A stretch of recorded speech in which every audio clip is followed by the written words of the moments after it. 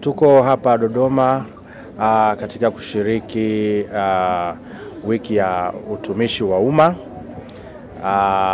lakini pia vile vile tuko hapa kwa ajili ya kutoa huduma pamoja na ushauri ambao unahusiana na magonjwa ya mifupa, mishipa ya fahamu, mgongo na ubongo. Hizi ni huduma ambazo zinatolewa pale katika taasisi ya MOI, ya mifupa MOI. So far mpaka sasa tumeona wagonjwa kadhaa zaidi ya wagonjwa 70 sasa, na wagonjwa hawa wamekuwa katika rika mbalimbali. Kuna watu wazima, rika la kati, watoto, wakina mama kwa wakina baba.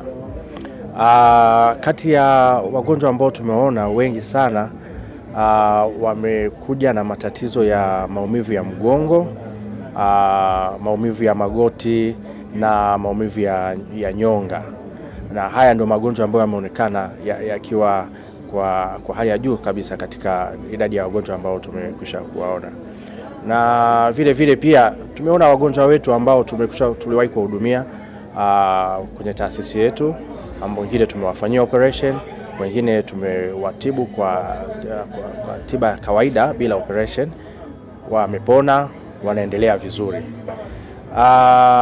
Tunashukuru kupata nafasi hii sasa, kwa sababu tumeweza kuwafikia wananchi wa Dodoma pamoja na wakazi wanaoishi mikoa ya karibu na Dodoma, ambao pia matamanio yetu pia ilikuwa wapate hii huduma, lakini pia wajue kwamba MOI wanatoa huduma gani. Na kusema ukweli, tukio umekuwa ni mkubwa na tumeona uhitaji ni mkubwa.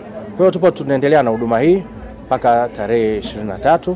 Nitoe wito wa kuwakaribisha zaidi wakazi wa Dodoma na wale ambao wapo karibu ya mkoa wa Dodoma waje kupata huduma hii. Baada ya maonyesho haya, huduma zinaendelea pale kwa taasisi ya mifupa MOI, lakini pia sasa niseme hili kwamba tunaishukuru serikali ya awamu ya 6 kwa kutuwezesha sasa kwenda mikoani au mikoa ambayo iko pembezoni mbali na Dar es Salaam.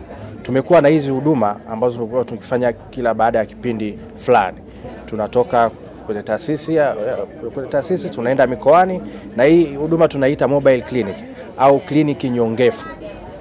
Kuna watoa huduma ambao ni madaktari bingwa bobezi, wakiwepo na wauguzi ambao wamebobea katika huduma hizi za mifupa. Kwa hiyo tumekuwa